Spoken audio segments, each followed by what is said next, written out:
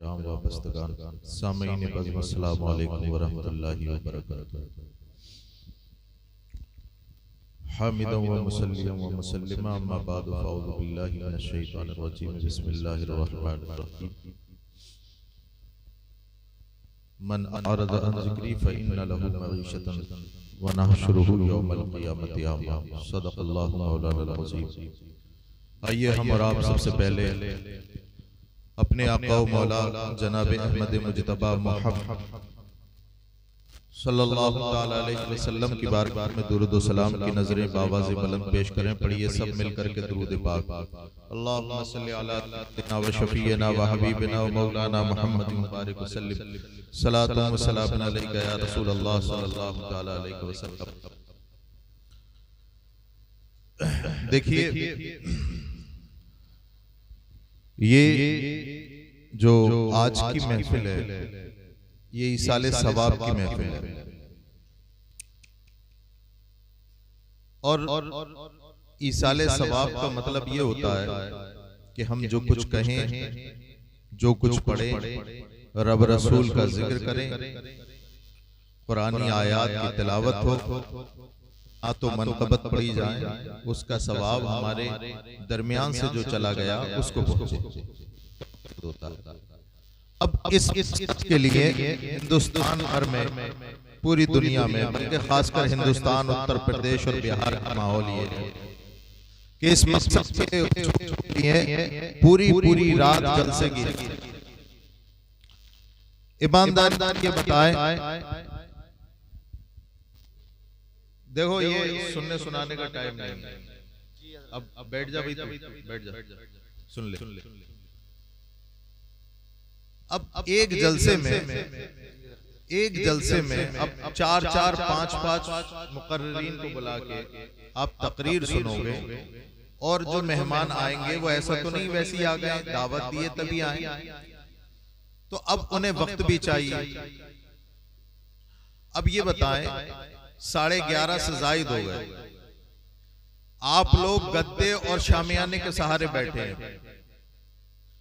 उन माँ और बहनों से पूछो जिनके सर पे शामियाना नहीं है, वो ठंड में ठिठर रही है। आप जलसा चला लिया आपने, लेकिन मौलाना इरफान नईमी साहब क़िबला जलसे बेशुमार हो रहे हैं। अब मैं पता नहीं क्या कहने लगा हूं। सुधार में अहले सुन्नत में 1% नहीं। अब ये 5-5, 6-6 मुकर्रिरों ने जो तकरीर कर दी, क्या आपके पल्ले पड़ी? कोई ऐसा है, वो कह रहे हैं कुछ भी ना पड़ी। कोई है ऐसा जो ये खड़ा होके बताए मुझे कि हमने तकरीर सुनी है, अब आज से अमल भी करेंगे, आज से मुकम्मल सुधर जाएंगे, नमाजों के पाबंद बन जाएंगे। जबकि हर मुकर्रिर जो यहाँ पे आया, उसकी जुबान पर एक जुमला जरूर था कि मौत आनी है। जी, घुमा फिरा करके सारी तकरीरों का निचोड़ यही रहा कि मौत आनी है। अब इन्होंने तो अपनी जिम्मेदारी पूरी कर दी।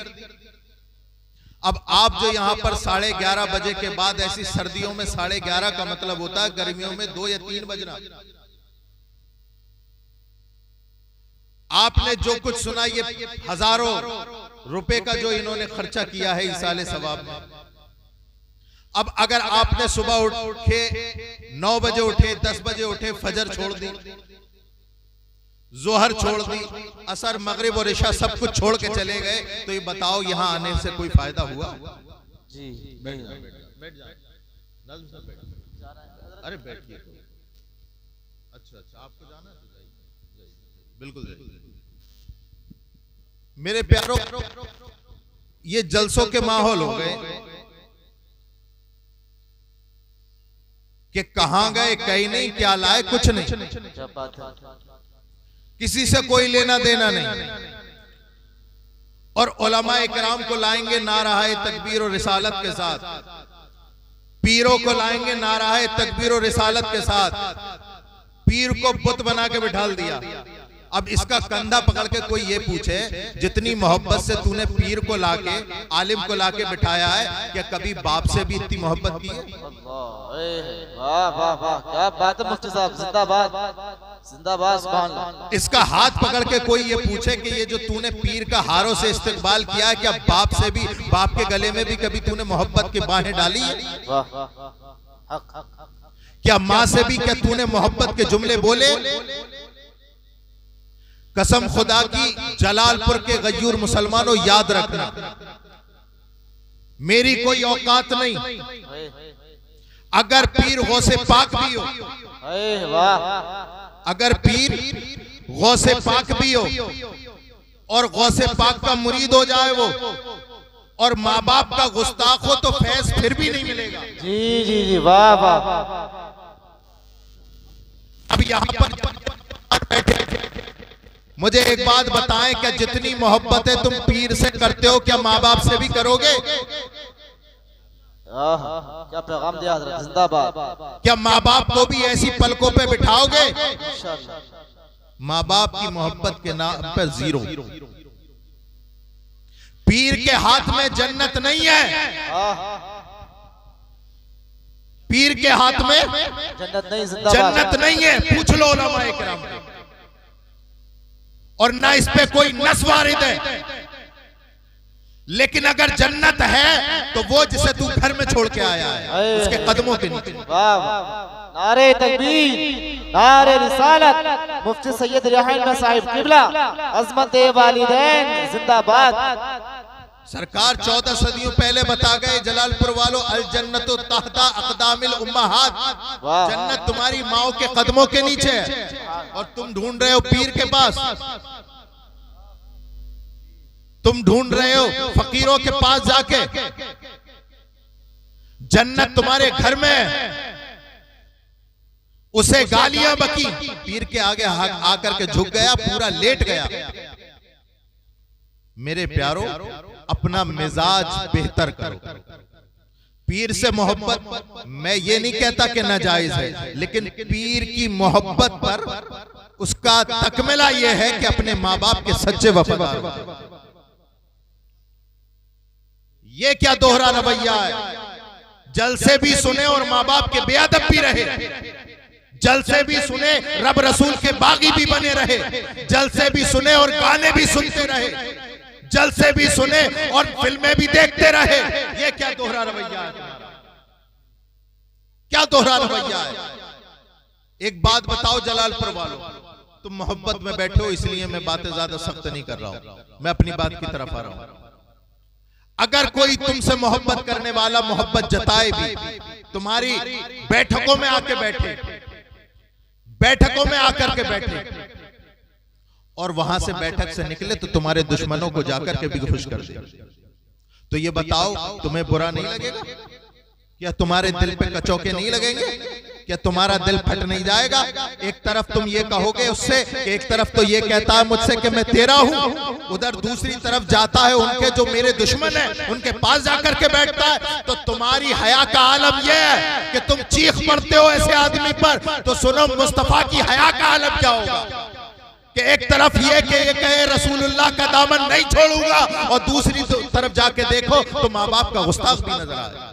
एक तरफ ये कह के गौसे पाक का दामन नहीं छोड़ूंगा, दूसरी तरफ नमाजें भी छोड़ता नजर आता। मेरे प्यारो, ये मौत कुछ नहीं है, ये शुरू से लेकर आखिर तक 8 बजे से लेकर के 11, साढ़े 11 और उससे ज्यादा बढ़ गए कि मौत मौत मौत। मौत क्या है? कुछ नहीं है। जानते हो मौत क्या है? मौत की तारीफ क्या है? What is the definition of the death? मृत्यु की परिभाषा क्या है? जानते हो मौत किसे कहते हैं? तुम तो ये कहोगे जिस्म से रूह निकल गई, इसका नाम मौत है। जिस्म से रूह निकल गई, इसका नाम मौत है। ये मौत है ही नहीं, ये तो वो मौत है जिसे तुम देखते हो,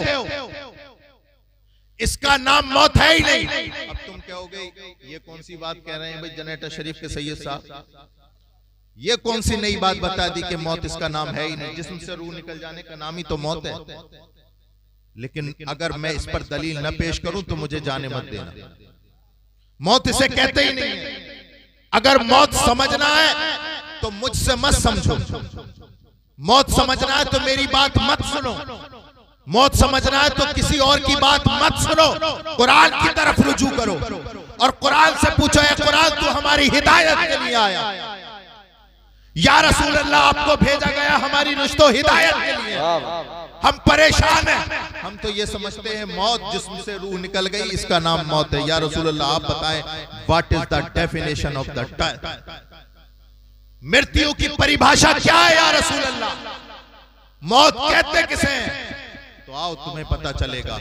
14 सदियों पहले चलो, फारान की चोटी पर मेरा नबी खड़ा है, मेरा नबी खड़ा है, आवाज दे रहा है, या अय्युहन्नास कुलू ला इलाहा इल्लल्लाह मुहम्मदुर रसूलुल्लाह। सरकार ने फारान की चोटी पे खड़े होकर इरशाद फरमाया, लोगों कबाइल कुरैश जरा मेरी बात सुनो। सब लोग जमा हो गए, सारे कबीले के सरदार जमा हो गए, सारे बड़े बड़े जमा हो गए। कहा, ए आमना के लाल, ए अब्दुल मुत्तलिब के पोते, ए अबू तालिब के भतीजे, ए अब्दुल्ला के नूरे नजर, ए आमना के लख्त जिगर, बात क्या है? हमें जमा क्यों किया है? सरकार ने फरमाया, लोगों ये कहो कि अल्लाह एक है। मैं तुम्हें मौत समझाने चला हूं, मौत किसको कहते हैं? क्या कहो? ये कहो कि अल्लाह एक है। ये बताओ कोई गलत बात कही थी? नहीं। ये बताओ कोई बुरी बात कही थी? लेकिन सामने जो अबू जहल खड़ा था, सामने जो उतबा और शैबा खड़ा था, सामने जो गद्दारे रसूल खड़े थे, वो बोले, क्या बोले? अगर हमने तुम्हारी मान ली तो 360 का क्या होगा? वो जो हमने रख रखे हैं चार दीवारी में, अगर तुम्हारी मान ली तो उनका क्या होगा? उनका क्या होगा? हम नहीं मानेंगे तुम्हारी क्या अल्लाह एक। सरकार ने इरशाद फरमाया, माननी पड़ेगी, माननी पड़ेगी तुम्हें कि अल्लाह एक है। अबू जहल ने कहा नहीं मानेंगे। सरकार ने कहा माननी पड़ेगी। इधर से इकरार उधर से इनकार, इधर से इकरार उधर से इनकार। इसी इकरार और इनकार की कशमकश में जिब्रील अमी, रूहुल अमी, सिदरा के मकी हजरत जिब्रील अमी वहिये इलाही लेकर आए और कहा, या रसूल अल्लाह इन्नका ला तुस्मिउल मौता, या रसूल अल्लाह ये मुर्दे हैं, तुम्हारी नहीं सुन। ये जो सामने खड़े हैं ये मुर्दे तुम्हारी किसे कहा मुर्दा? वाह, ये कहते हो जिस्म से रूह निकल गई मुर्दा। ये सामने जो खुली बगावत कर रहा है, कुरान कह रहा है ये मुर्दा है। तुम तो ये कहते हो जिस्म निकल गई, लंबा लंबा लेट गया, क्या हो गया? मर गया।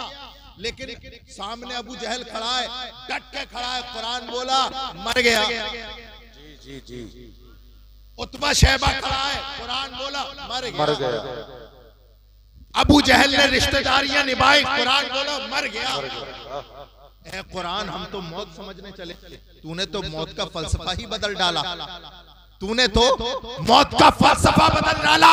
ए कुरान, हमने तो ये सोचा कि जिस्म से रूह निकल जाए मौत, लेकिन तूने तो चलते फिरता को मुर्दा कहा, उठते बैठते को मुर्दा कहा, खाते पीते को मुर्दा कहा, तिजारत करने वाले को मुर्दा कहा। जो मक्का से यमन, यमन से मक्का आ रहा है, तमाम हिजाज के अतराफ व अकनाफ में चल रहा है, तिजारतें कर रहा है, रिश्तेदारियां निभा रहा है। कुरान तू कह रहा है कि ये मुर्दा है, मुर्दा।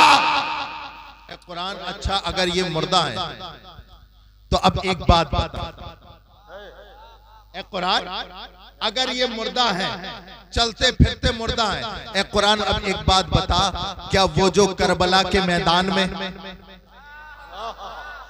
करबला के मैदान में 72 जानिसार रसूल की शरीयत की मुहाफजत में एक एक करके कुर्बान हो गए। अब्बास ने अपने बाजू दे दिए, अली असगर ने बचपन दे दिया, अकबर ने जवानी दे दी, और मोहम्मद ने अपना शबाब दे दिया। अल्लाहु अकबर कबीरा, अल्लाहु अकबर कबीरा। आखिर में हजरत इमाम अली मकाम ने अपनी गर्दन दी सजदे में। ए कुरान, जिस्म अलग है, धड़ अलग है, जिस्म की बोटी बोटी कर दी गई है, हाथ अलग, पैर अलग। ए कुरान, करबला के मैदान में जो 72 शहीद हो गए, क्या इन्हें मुर्दा कह दे? ए कुरान ये बताइए, जो शहीद हो गए क्या इनको मुर्दा कह दें? तो कुरान बोला, ला तकुलू लिमन युक्तलू फी सबीलिल्लाहि अम्वात। खबरदार, जो अल्लाह की राह में शहीद किए जाओ उन्हें मुर्दा मत कहना, उन्हें मुर्दा मत कहना, मुर्दा मत कहना। और एक जगह तो कुरान ने कहा वला तहसबन्नल्लज़ीना क़ुतिलू फी सबीलिल्लाहि अमवाता। लोगों कहना तो दूर की बात है, उन्हें मुर्दा सोचना भी मत। वाह वाह वाह, नारे तकबीर, नारे रिसालत, मसलके आला हजरत, फैजाने मुअज़्ज़मी दूल्हा लमा मुफ्ती सैयद रिहान मियां साहिब किबला सरजमीने जलालपुर, नारे तकबीर, नारे रिसालत। अब कुरान ने कह दिया करबला में जो शहीद हुआ, अल्लाह की राह में जो शहीद हुआ, उसे मुर्दा नहीं कहना है। और यहाँ जो सामने मक्के में उतबा शैबा अबू जहल चलता फिरता, कुरान कह रहा कि मर गया।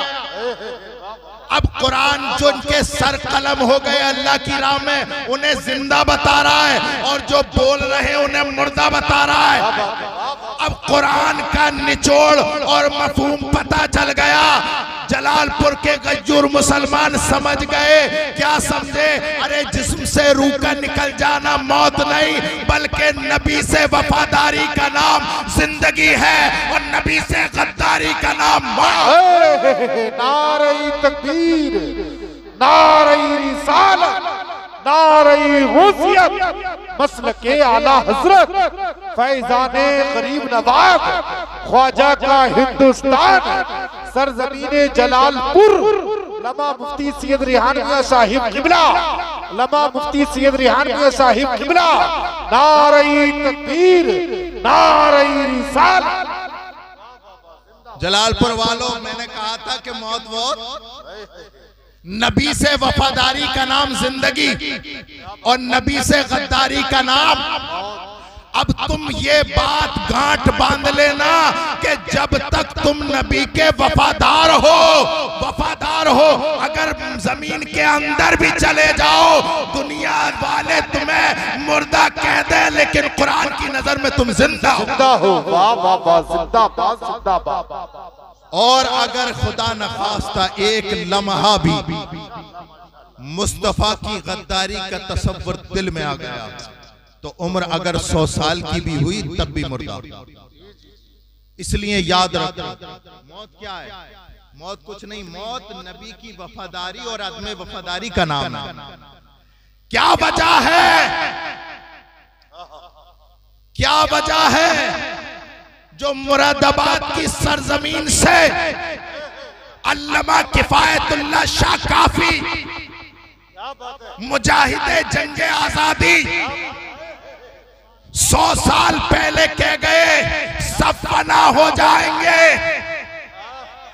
काफी व लेकिन हश्र तक नामे हजरत का जबानों पर सुखन रह जाएगा। नारे तकबीर, नारे रिसालत, नारे गौसियत, मसलके आला हजरत, लमा मुफ्ती सैयद रिहान मियां साहिब किबला, फैजाने मुअज़्ज़मी, फैजाने जिनहिटा शरीफ, सादाते जिनहिटा शरीफ, सरजमीने जलालपुर, नारे तकबीर। 8 बजे से 11 बजे तक यही सुना, मौत है, मौत है, मौत है। 4-6 मुकर्ररों के मुंह। एक जगह ऐसी माहौल था, तकरीर हो रही थी, जो आ रहा वो मौत आनी है, मौत आनी है, मौत आनी है। एक बेचारे बुजुर्ग परेशान हो गए, बोले इनकार किसने किया? आगे तो बता दो, जो आ रहा वो ये, इससे आगे की भी तो बताओ। और तुम इतनी दहशत में डाल दिया तुमने, क्या प्यारो मौत आनी है, इसे तो हिंदू गैर मुस्लिम भी मानता है। जी जी, जो खुदा को न माने, बेशक, जो रसूल को न माने, वो भी मानता है कि मौत आनी है। लेकिन मामला ये है ही नहीं, मौत आनी है। बात तो ये है कि नबी का वफादार कौन है, नबी का गद्दार कौन है। बस इसी का नाम मौत और जिंदगी है, बस इसी का नाम। वरना ये बताओ, जब तुम दुनिया में नहीं आए थे तो कहां थे? आलम अरवा में। जब तक अल्लाह ने चाहा आलम अरवा में रहे, हुक्म हुआ दुनिया बदलो तो बाप की पीठ में आ गए। जब तक अल्लाह ने चाहा बाप की पीठ में रहे, हुक्म हुआ अल्लाह का दुनिया बदलो तो माँ के पेट में आ गए। जब तक अल्लाह ने चाहा माँ के पेट में रहे 9 महीना, फिर हुक्म हुआ दुनिया बदलो तो हम यहाँ आ गए। इसे आलम असबाब कहते हैं। जब तक अल्लाह चाहेगा रहेंगे 50 साल 60 साल जितने भी अल्लाह चाहेगा रहेंगे, फिर हुक्म होगा दुनिया बदलो तो हम नीचे चले जाएंगे, उसे आलम बरज़ख कहते हैं। फिर जब तक अल्लाह चाहेगा अंदर जमीन के रहेंगे, फिर हुक्म होगा दुनिया बदलो, हम सब महशर के मैदान में पहुंच जाएंगे, उसे आलम क़यामत कहते हैं। फिर जब तक अल्लाह चाहेगा वहां रहेंगे, 50,000 बरस का दिन होगा, जब तक अल्लाह चाहेगा वहां रहेंगे, फिर हुक्म होगा दुनिया बदलो तो जन्नती जन्नत में चले जाएंगे, दोज़खी दोज़ख में, मरे कब? बताओ, बदलते रहे। हजरत इस्लाम के पहले मुजद्दिद हजरत उमर बिन अब्दुल अजीज फरमाते हैं, ओ लोगों, इन्नकुम खुलिक़्तुम लिल अबद तुनक़िलूना मिन दारिन इला दार। फरमाते हो लोगों, तुम्हें हमेशा के लिए पैदा कर दिया गया, बस दुनिया बदलते रहोगे। क्या बात, तुनक़िलूना मिन दारिन इला दार, एक घर से दूसरा घर बदलते रहोगे। तो ये जो है मामला कॉन्सेप्ट जहन से निकाल दो। मौत तो आनी है, लेकिन मरा कैसे, बात ये है। मौत तो आनी है, बात ये है कि मरा कैसे। कुल इन्नल मौतल्लज़ी तफ़िर्रून मिन्हु फ़इन्नहु मुलाक़ीकुम, जिस मौत से तुम भागते हो कुरान कहता है वो तुम्हें आएगी। लेकिन मामला क्या है, सुम्मा तुरद्दूना इला आलिमिल ग़ैबी व शहादा। बात ये नहीं कि मौत आनी है, सुम्मा तुरद्दूना, मरने के बाद उस रब के सामने तुम्हारी हाजिरी होगी जो तुम्हारे अंदर बाहर दाखिल खारिज ढके छुपे सबको जानता है। सुम्मा तुरद्दूना इला आलिमिल ग़ैबी व शहादा फ़युनब्बिउकुम बिमा कुंतुम तामलून। तो अल्लाह वो एक एक करतूत तुम्हें बताएगा जो तुमने दुनिया में की। अल्लाह अल्लाह। तो इस जहन से निकलो और अपने दिल की तख्ती पर मेरा एक जुमला नोट करो कि जब तक जियो नबी के वफादार बन के जियो, और इस लिहाज से जियो जो पैमाना मेरे इमाम ने कहा है, दिया है लहद में इश्क रुखे शेख दाग लेके चले। तेरी रात सुनी थी चराग ले। इस मेयार के साथ अपनी जिंदगी गुजारोगे नबी के वफादार बनके, ये बस जिंदगी बस यही है। वरना बताओ 14 सदियां गुजर गई, अबू बकर का नाम आज भी हमारी जबान पे जिंदा है। सालों गुजर गए, सदियां गुजर गई, खुलफाए राशिदीन महदीयीन हमारी महफिलों में आज भी जिंदा। लेकिन वो जो रसूल के बागी थे, वो जो रसूल के गद्दार थे, उनकी कब्र है, निशाने कब्र है, फातिहा पढ़ने वाला है, कोई है उनकी तरफदारी करने वाला? कोई नहीं है, कोई नहीं है। इसलिए ये दुनिया का अल्लाह ने निजाम बना दिया, ऐ मेरे महबूब जो तेरा बन के रहेगा, अगर मर भी गया फिर भी मैं उसे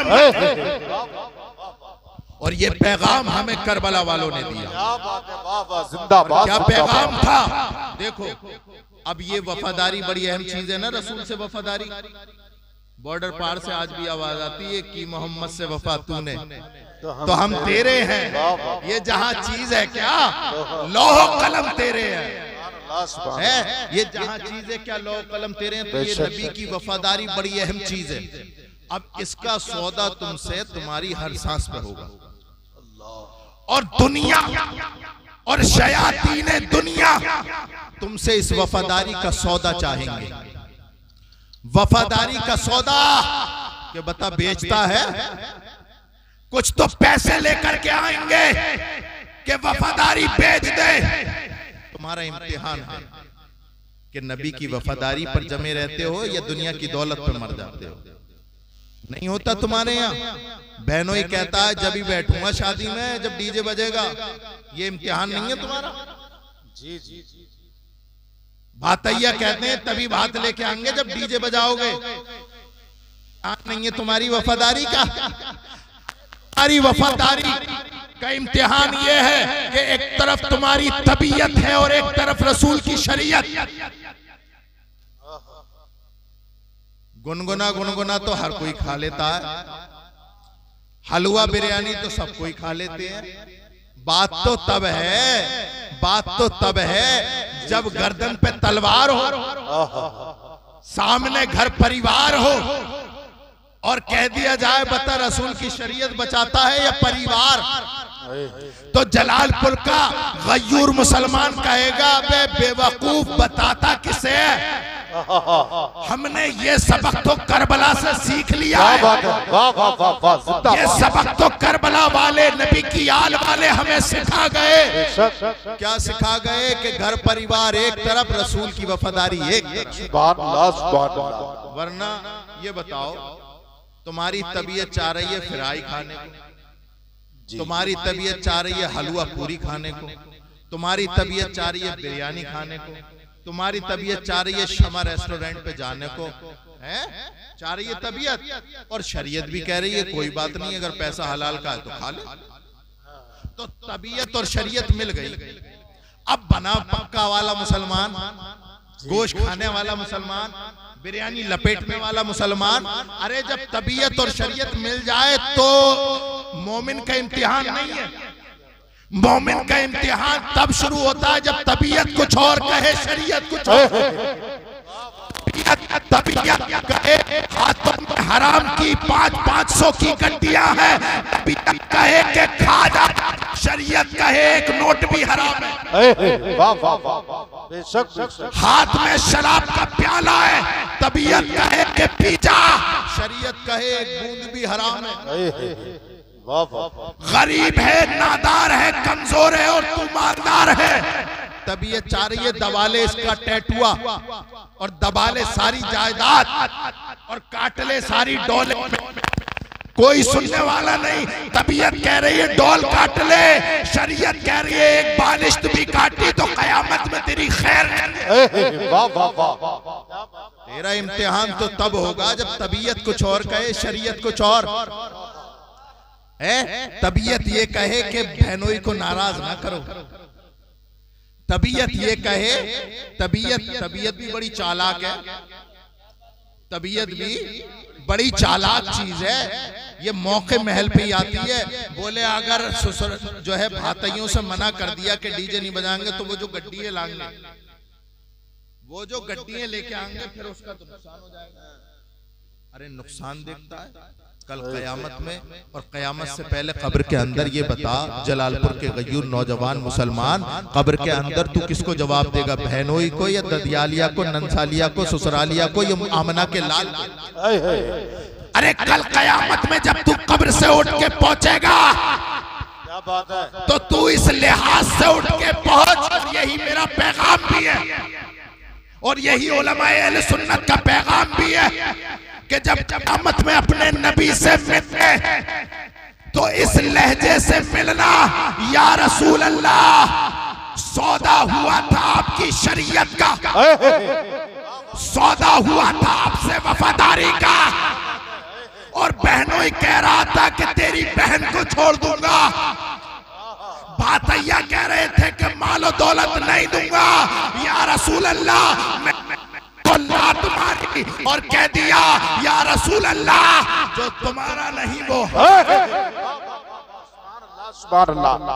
जो तुम्हारा नहीं वो हमारा नहीं है। मेरे प्यारों, वक्त बहुत हो चुका है, बस इतना ही समझो कि मोहम्मद से वफा तूने तो हम तेरे हैं, ये जहां चीज है क्या लौह कलम तेरे है। खत्म कर दूं?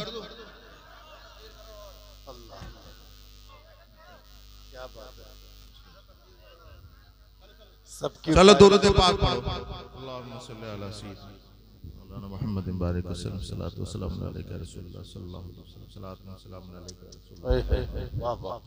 चलो भाई, ये बात आ गई समझ में? क्या समझे?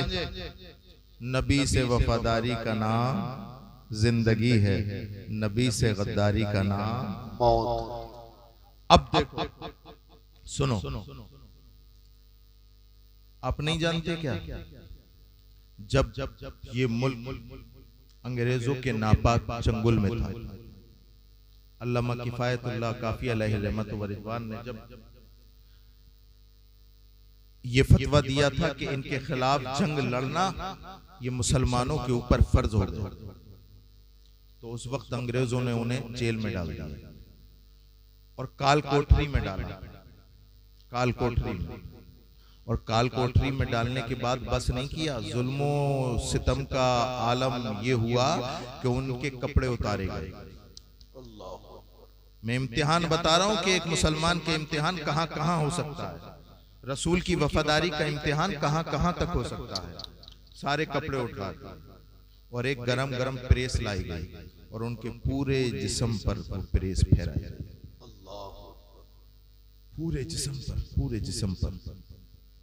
रावी बयान करता है कि जब प्रेस हट गई और जालिम जेलर एक कोने में डाल के चला गया, अल्लाहु अकबर कबीरा, हजरत किफायतुल्लाह शाह काफी अलैहि रहमत व रिदवान ने अपने जल्दी जल्दी कपड़े पहने और कपड़े पहनने के बाद किसी के सामने फरियाद नहीं की, किसी के सामने फरियाद नहीं की, किसी से इल्तिजा नहीं की कि मुझे बचा लो, मुझे बेल करा दो, मुझे जेल से आजादी दिला दो, बल्कि दो जानू हो गए गुंबद खजरा की तरफ,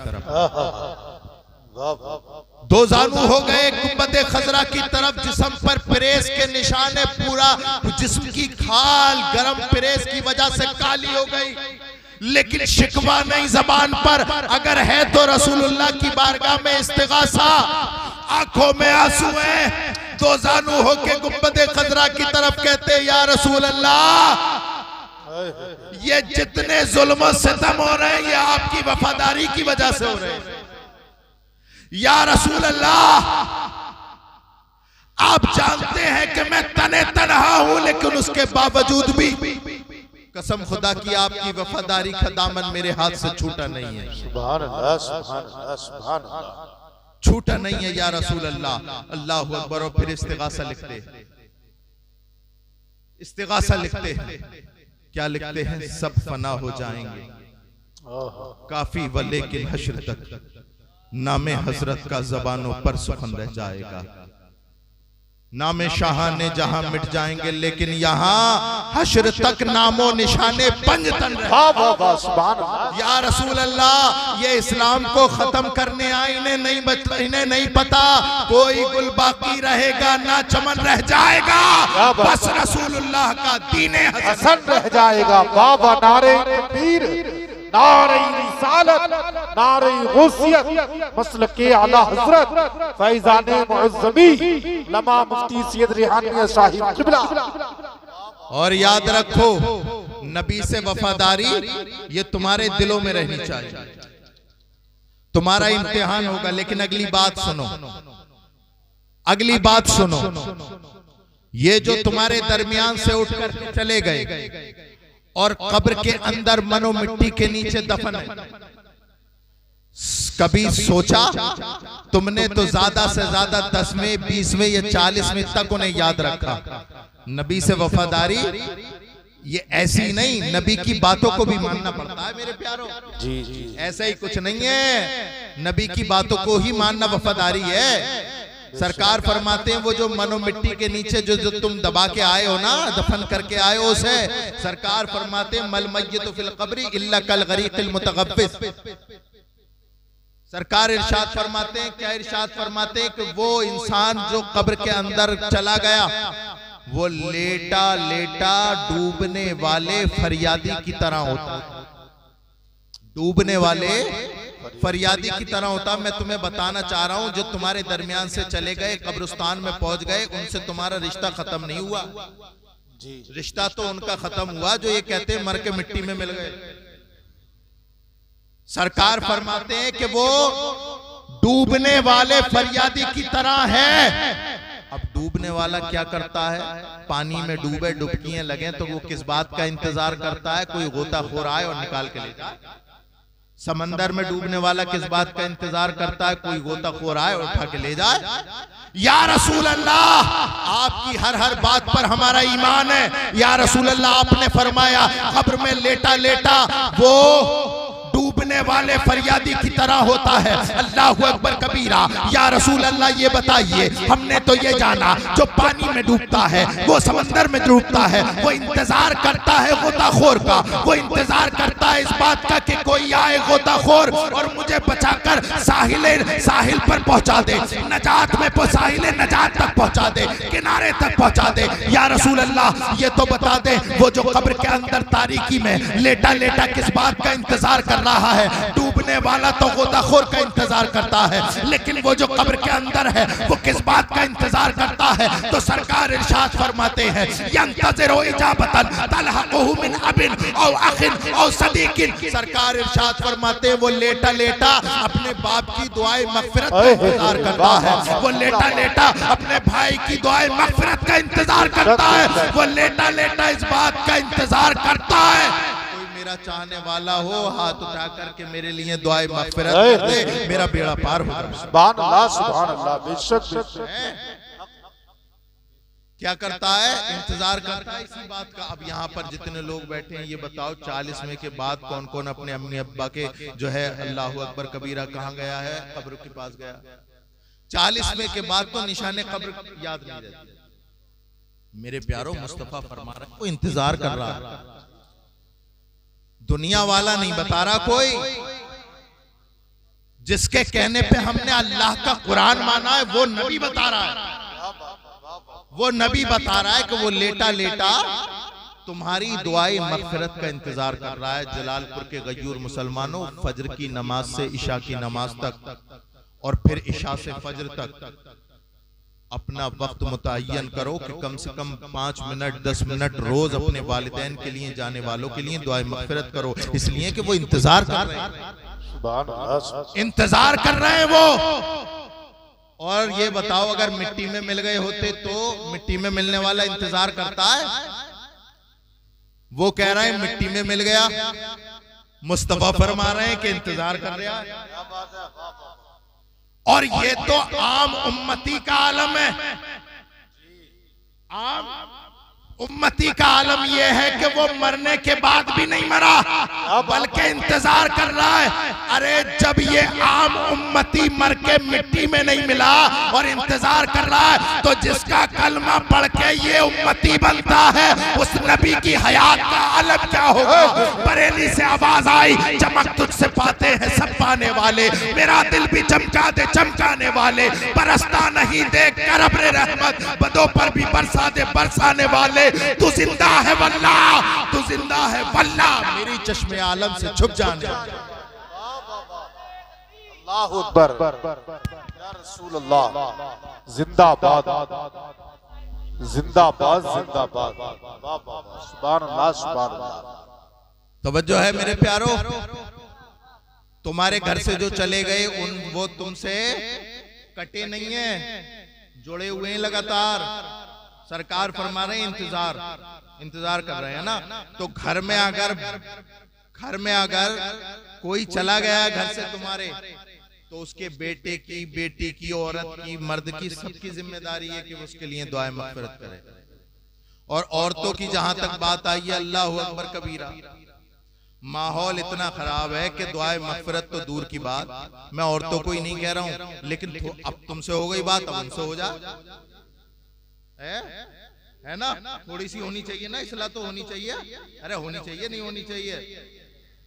दुआए मग़फ़िरत तो दूर की बात है, नमाज पढ़ने को तैयार नहीं है, नमाज पढ़ने को तैयार नहीं है। अल्लाहु अकबर कबीरा।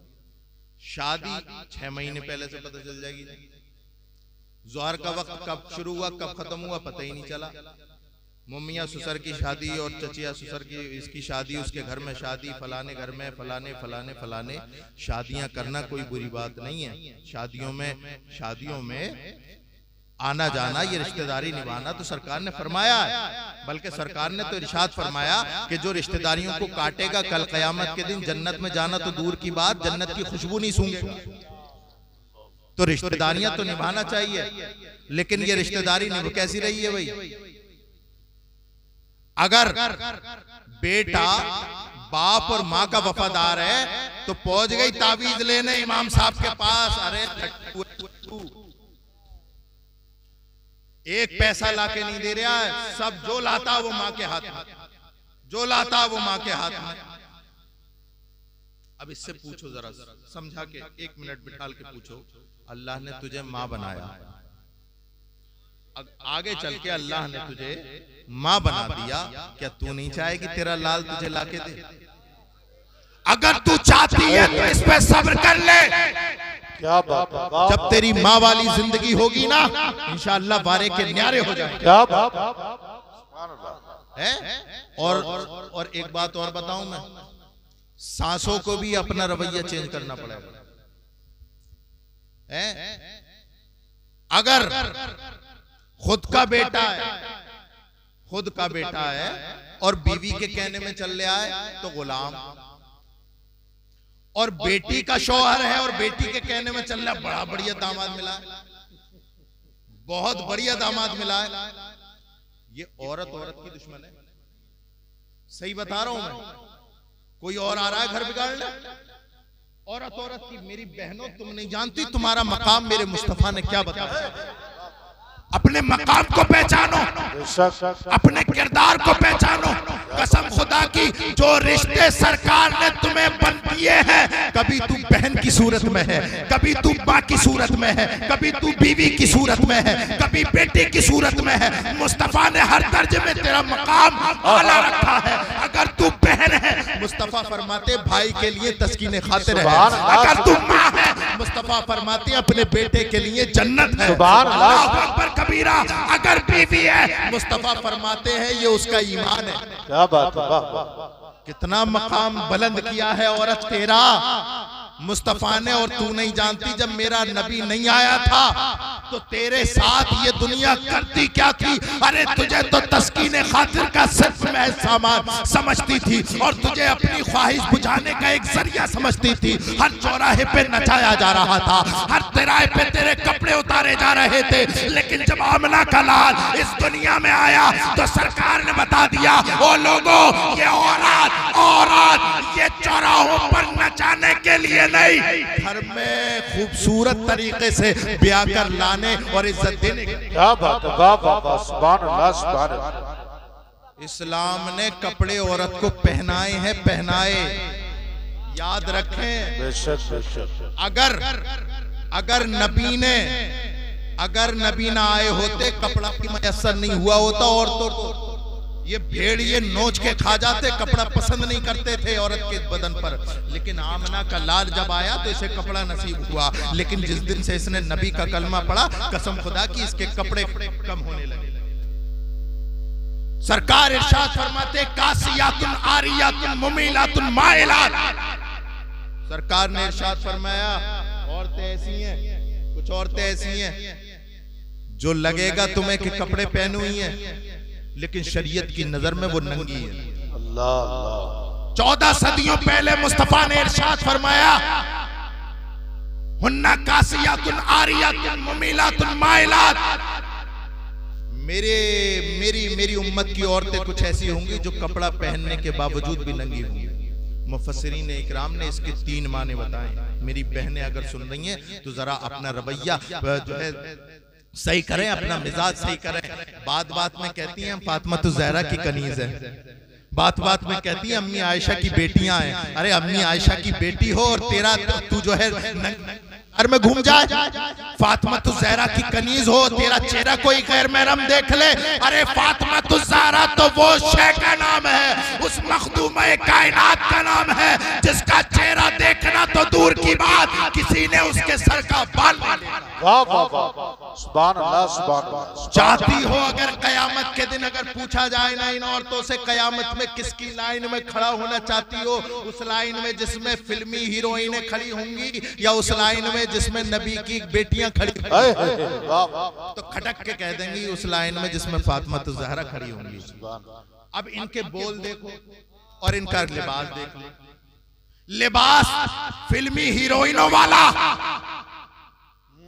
और बातें फातिमा तो ज़हरा वाली लाइन में खड़े होंगे, अम्मी आयशा वाली लाइन में होंगे। सरकार फरमाते अपना लिबास तो ठीक कर ले। मुफस्सिरीन इकराम फरमाते तीन माना है इसके, 3 माना। तुम्हें लगेगा कि कपड़े पहन रही हैं, लेकिन शरीयत कहेगी कि ये नंगी हैं। इसके 3 माना। पहला माना सुनो। एक माना ये है कि औरतें इतना टाइट लिबास पहनेंगी कि वो चीज जिसे छुपाना चाहिए वो भरकर उन कपड़ों में सामने आ जाए। जो टाइट कपड़े पहनती हैं औरतें, वो लगेगा तुम्हें कि ये कपड़े पहन लिया है, लेकिन शरीयत कहेगी कपड़े नहीं पहनने। आज का माहौल ये है कि ऐसे ऐसे कपड़े ये शौहर खुद दिला के लाते हैं। आप पे ये बहुत बढ़िया लगेगा, ये वाला ले लीजिए, ब्रांडेड है, ये वाला ले लीजिए। अरे नालायक मर्दूद, शरीयत में रसूलुल्लाह सल्लल्लाहु ताला अलैहि वसल्लम ने ऐसे मर्द को दय्यूस फरमाया है